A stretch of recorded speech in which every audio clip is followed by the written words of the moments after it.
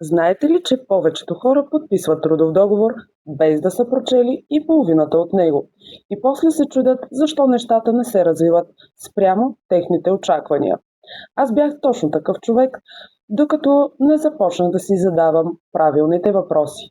Ако и ти се препозна, остани до края на видеото, за да разбереш повече. Здравейте и добре дошли в моя канал. Радвам се, че сте тук. Това, което ще споделя днес, е нещо, което лично на мен ми липсваше, докато търсех работа.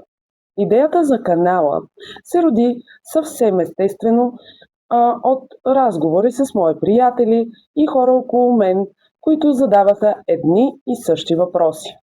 И разбрах, че много от нас просто не знаем тези неща, не защото сме некомпетентни, а защото никой никога не ни ги е казвал. Тук няма да намерите атаки към никого. Целта ми е само едно – да споделям полезна информация, с която всеки от нас да взима по-информирани решения на пазара на труда у нас. Говорим за практически неща с конкретни примери и решения, разбира се. Днешната тема е как да четем обявите за работа. И понеже трябва да започнем от някъде, започваме от самото начало, от самата обява, защото търсенето на работа започва именно от там. А много от разочарованията по-късно настъпват от това, че не сме обърнали внимание на детайлите още в самото начало. Не става дума, че обявите са лоши или че работодателите крият нещо от нас. Просто има информация, която трябва да знаем как да тълкуваме правилно. Например, ще споделя проблем номер 1. Заплатата в обявата. Едно от първите неща, които гледаме, е заплатата. И точно тук често се появява объркване. Виждаме, например, 750 до 1500 евро и естествено фокусираме вниманието си върху горната граница. Реалността обаче е често по-различна. Включва бонуси, комисионни и допълнителни плащания, които може да не се случат. Преди интервюто може да попитаме директно каква е фиксираната основна заплата. Това е напълно нормален и конкретен въпрос, на който всеки един сериозен работодател ще отговори без проблем. Проблем номер 2, който при мен също се е случвал. Споделям ви от личен опит. Описанието на позицията. Второто, на което си заслужава да обърнем внимание, е как е описана самата позиция.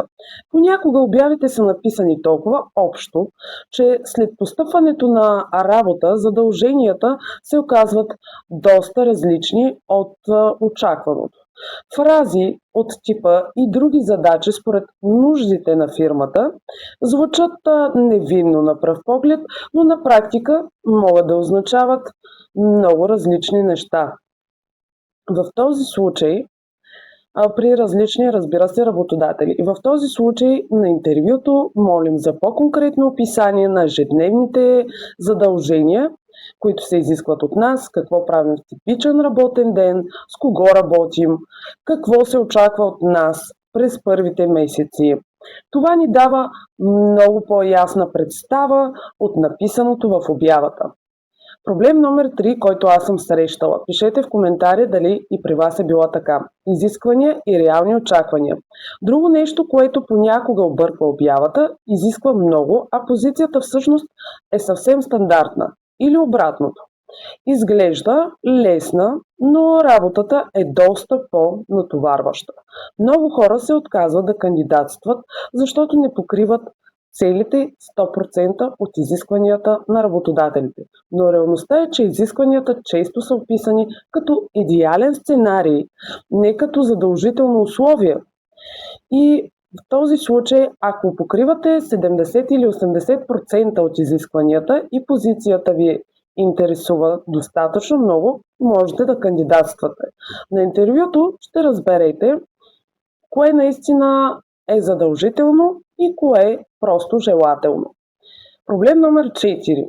Липса на информация в обявата. Понякога обявите са изключително кратки, само длъжност и контакт. без друга информация. Това не означава автоматично, че има нещо нередно. Някои фирми просто предпочитат да обсъдят детайлите лично на интервюто. Но ако и след него все още нямате ясна представа за заплатата, работното време и конкретни задължения, точно това е моментът да попитате директно, преди да вземете своето решение. Преди да приемете каквото и да е предложение, добре е да имате ясни отговори на 3 основни въпроса. Каква ще бъде вашата заплата, какви са задълженията ви и какви са условията в договора. Това е наше право в нормална част от всеки наемателен процес. И така, търсенето на работа естествено може да е стресиращо, но с малко повече внимание към детайлите спестяваме доста разочарования по-късно, както на себе си, така и на бъдещите си работодатели. В следващите видеа продължаваме темата за самото интервю, на какво да обърнем внимание там и какви въпроси е добре да задаваме. Искам да подчертая, че не съм юрист и не претендирам за това. Аз съм точно като вас, работник, минал през различни ситуации на пазара на труда у нас, които просто споделям и наученото, което съм преминала и съм вървяла по пътя до днес. Всички сме равни, трябва тази информация да е достъпна за всички според мен. Ако видеото ви е било полезно, абонирайте се, за да не пропуснете следващото. И ако имате тема, която искате да разгледам, пишете ми в коментарите, чета ги абсолютно всеки един. Съдържанието в този канал е с информативна цел и не представлява юридическа консултация.